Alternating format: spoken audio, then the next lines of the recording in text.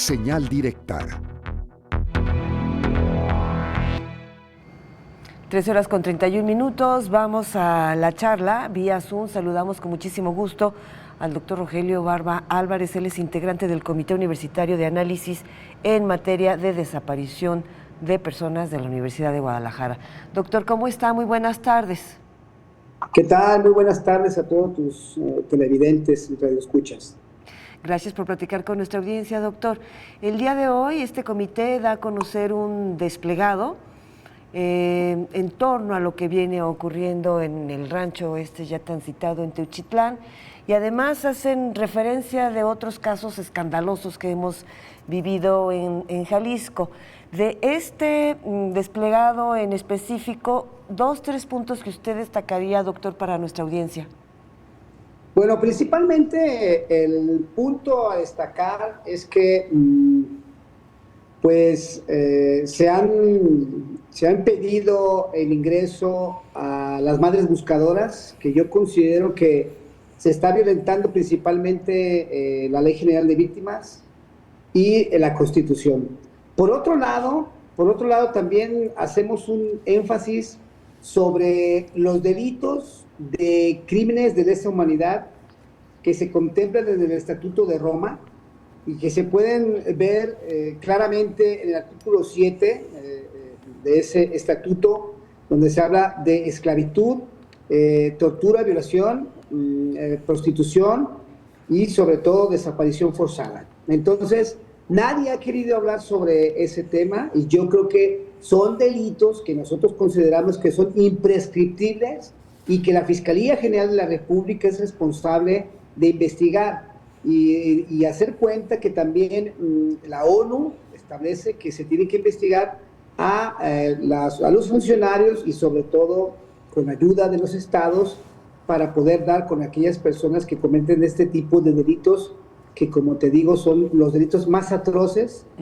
En algunas legislaciones como Brasil los contemplan como delitos hediondos. Nosotros los establecemos también en la Ley Federal contra la Delincuencia Organizada y están diseminados en muchos artículos del Código Penal Federal y Estatal. Entonces, yo creo que la magnitud del problema, creo que no ha alcanzado sus niveles y la comprensión de las autoridades para poder en línea subrayar que no es solamente desaparición forzada, que no solamente son violaciones a los derechos humanos de las personas, sino que es un delito internacional que tiene que ser perseguido y subrayado para establecer mucho más fuerza, más contención y establecer una política integral de los 3 niveles de gobierno, tal y como lo establece la Ley General del Sistema Nacional de Seguridad Pública y tal como lo establece el artículo 21 constitucional. Doctor, buenas tardes, los saluda con mucho gusto Cecilia Saldaña. No nos hubiéramos dado cuenta tal vez de este tema del rancho Izaguirre si no hubiera sido por las familias buscadoras.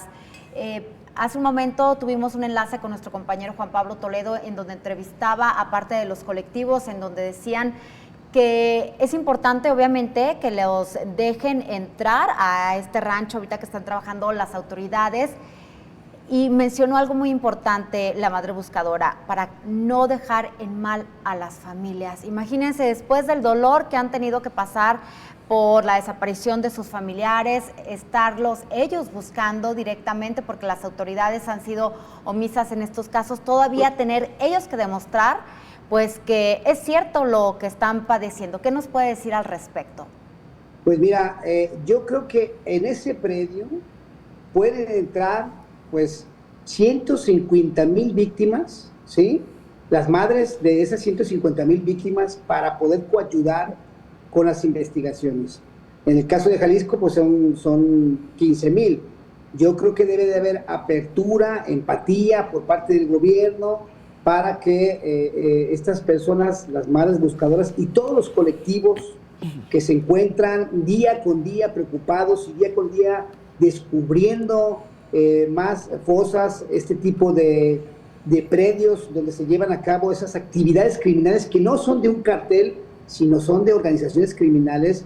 Yo creo que debería de haber, se debería de establecer y reconocer el marco constitucional, el marco legislativo, con la finalidad de dar apertura a todas estas familias todos estos deudos. El Estado tiene una deuda con las familias y obviamente debe de haber una empatía, ¿sí?, que se demuestre con la generosidad que está caracterizando al gobierno en turno, ¿sí?, para que puedan ingresar y puedan coayudar a la investigación. Uh-huh. Ahora, doctor, cuando los primeros días de marzo, las Madres Buscadoras, este colectivo de guerreros buscadores de Jalisco, pues se dan a conocer estas imágenes de horror, es a partir de este colectivo que, porque ellos usaron esas palabras, que estaban en un rancho de un centro de concentración, de adiestramiento criminal o incluso de exterminio. Hoy en día, y ustedes lo manejan también en su comunicado, ¿podemos afirmar que, doctor, o hay que esperar a ver qué nos dicen desde la Fiscalía General de la República? Yo creo que es importante conocer los avances de la investigación, porque hay que decirlo así también, el Código Nacional de Procedimientos Penales establece que la investigación corresponde al Ministerio Público y al Ministerio Público Federal, que ha traído el caso. Entonces, tenemos que esperar para ver cuáles son los resultados, que si esas osamentas o esos pedazos de hueso, esos restos óseos, pueden ser susceptibles a ADN, si dentro de la ropa se puede conseguir ADN que pueda ser confrontable con algún familiar que esté buscando a su deudo, a su familiar. Entonces yo creo que debemos darle la confianza, pero sobre todo que esa confianza se genere con la finalidad de que las familias estén dentro del predio, ¿no? Yo no veo ningún objeto, no vemos nosotros como colectivo, y exhortamos a las autoridades para que puedan dejar entrar a las personas. Pero bueno, ¿quién tiene en su haber el principio de culpabilidad? Lo tiene obviamente las instituciones públicas por medio de pruebas científicas, ¿sí? Uh-huh. Para poder rescatar, como te digo, esos indicios, que dentro de los indicios se puedan encontrar restos que puedan ser confrontables por medio de pruebas de ADN. Entonces, yo creo que los colectivos deben de presionar para que se lleve de manera clara, oportuna y pertinente cada uno de los trabajos que se llevan ahí, pero sobre todo la voluntariedad del Estado, pues, para que nuestros deudos, nuestras víctimas, estén también acompañando el proceso de auscultación, de investigación que se hace en ese predio. Doctor, en el comunicado que dan a conocer, pues bueno, este comité universitario en materia de desaparición de personas, pues hacen un recuento de algunas de las tragedias, o ¿sí? Recuerdan algunas de las tragedias que han sucedido aquí en nuestro estado. ¿Qué nos puede decir, recordar esas tragedias y por qué el caso de Teuchitlán tiene que ser un parteaguas? Bueno, lo que pasa es que nosotros hacemos un recuento de lo sucedido con las personas que perdieron la vida en Casimiro Castilla, las familias, los jóvenes, los hermanos que fueron detenidos o sustraídos de sus hogares en Lagos de Moreno, con los hermanos Camarena desde el 2019, los 11 trabajadores desaparecidos, y obviamente pues este caso de Teuchitlán pues es un parteaguas para que las instituciones de los 3 niveles de gobierno se pongan a trabajar conjuntamente con los colectivos. Esto es el llamado que nosotros hacemos, la preocupación que nosotros hacemos y el apoyo moral, institucional, como una institución educativa, y sobre todo por este comité especializado en personas desaparecidas. Entonces, hacemos un llamado a las autoridades para que contemplen a estas familias, pero sobre todo, pues ese es un recuento que esperemos que ya se pueda contener. Esperamos que nosotros, con este tipo de comunicados, alertar a las autoridades que nosotros también podemos participar colectivamente, podemos opinar colectivamente por el bien de la sociedad, pero sobre todo para buscar la paz. La sociedad organizada, las instituciones y dependencias especializadas deben de establecer todo el empeño para poder lograr esclarecer la verdad y poder dar con las personas. Hay que recordar que hay colectivos, por ejemplo, México ¿Cómo Vamos? O México Evalúa, establece la desaparición forzada, el homicidio, la violación y otros delitos con una impunidad del 100%. Es decir, la sociedad yo creo que ya está cansada, quiere resultados y por lo tanto ese recuento que nosotros tenemos con un basta para que efectivamente pues den los resultados que estamos exigiendo como una sociedad organizada.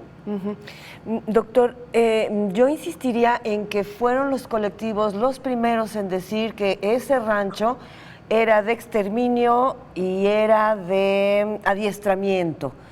¿Sí? Y le pregunté hace un momento de si ya se puede definir o decir si es o no, y lo dice muy bien y muy puntual porque usted es el experto. Hay que esperar a los resultados y a ver qué avances se dará por parte de la Fiscalía. Lo pregunto nuevamente, doctor, porque entonces eso pedimos como sociedad, verdad y justicia. Esto primero que dijeron las buscadoras. Después la Fiscalía del Estado dice que no hubo hornos o crematorios. Luego los buscadores van nuevamente a la Fiscalía General de la República para decir que sí hay hornos o sí había hornos o crematorios y que no es una invención. Lo tiene que establecer el Ministerio Público para darle seguimiento e investigación. Debe de haber un resultado a través de una investigación y obviamente el Ministerio Público tiene que encuadrar, ¿sí?, esos hechos que sucedieron ahí y poder establecer el tipo de delito que se comete, ¿sí?, o los tipos de delitos que se cometen, el modus operandi, ¿sí?, y cuál es la línea de investigación que se tiene que seguir, ¿sí? Si fueron campos de exterminio, obviamente se tiene que establecer, señalar desde el punto de vista penal, en el Código Penal, o bien en las leyes internacionales, o en los tratados internacionales, como estoy diciendo, el Tratado de Roma, poder establecer que ese tipo de lugares, ese espacio físico fue utilizado con la finalidad de desaparecer personas o fue un campo de exterminio o bien de adiestramiento. Pero le corresponde al Ministerio Público, ¿sí?, establecer cuál era el fin que se tenía en esa finca para poder iniciar las investigaciones y obviamente poder recuperar indicios de las víctimas, pero también de aquellas personas que participaron en estos delitos, que son varios delitos, es pluriofensivo lo que pasó allí. Entonces tenemos que buscar quiénes son los responsables, por ejemplo, quién es el dueño de la finca, si estaba rentada esa finca y cómo dar con el paradero de las personas que la estaban utilizando y sobre todo hacer una investigación alrededor, en el contorno de ese espacio físico, pues con la finalidad de que aporten datos, ¿sí?, y que la investigación sea seria, que no se caiga y que la cadena de custodia, ¿sí?, sea verdaderamente la que se lleve a cabo a partir pues de la noticia criminal y se lleve a los tribunales para poder inculpar o hacer responsable a las personas que estaban allí, ¿no? Doctor Rogelio Barba, qué gusto saludarle, le volveremos a dar lata más adelante porque nos quedaron muchas preguntas. Por lo pronto, muchas gracias. Saludos. Saludos, doctor, pues ahí está.